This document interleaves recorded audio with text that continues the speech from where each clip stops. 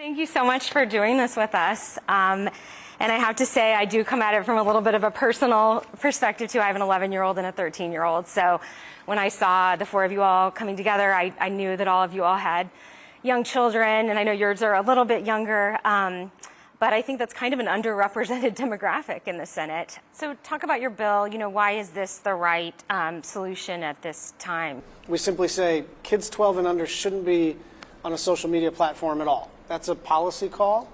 It's within the purview of the Congress, and I think most people agree with us, and I think public health experts will agree with us.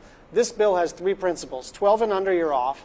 13 through 17, you need your parents' permission. And 13 through 17, no algorithmic boosting. And I think people appreciate the simplicity. If a parent can't understand the bill, it's hard for them to rally behind it.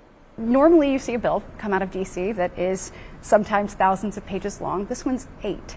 We wanted it to be simple, we wanted it to be bold, and we wanted it to be common sense. We wanted to put parents back in the driver's seat and give our children an opportunity to learn and explore as parents deem was appropriate. Did you all come together because you're all parents, or how did you find each other, I guess? I think the answer is yes. Absolutely, and we're hearing from parents. I mean, my walking group, I walk with my friends at 5:15 in the morning before I head off to here, and they sent me actually an article from you all talking about this and saying, thank you, this is what we need. We all know that there will be pushback because we are putting the well-being of children over the profits of big tech, but we also know that that's worth fighting for, and so we're, game on.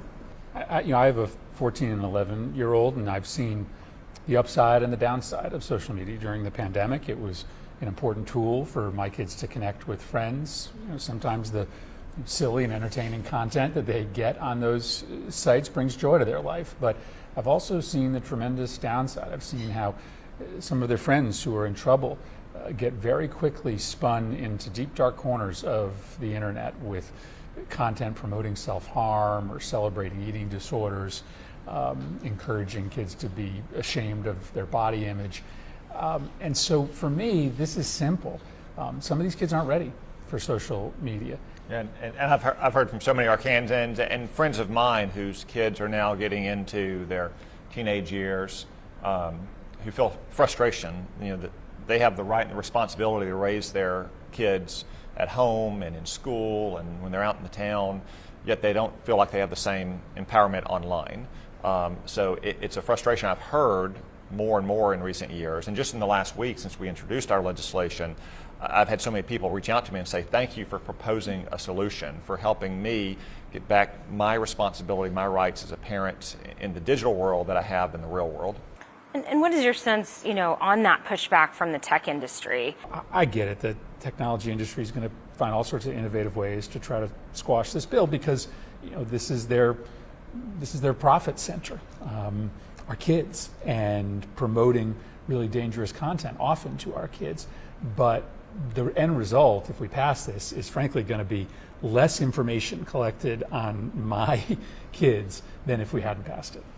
They right now are using their trade associations and intermediaries to try to kill this legislation.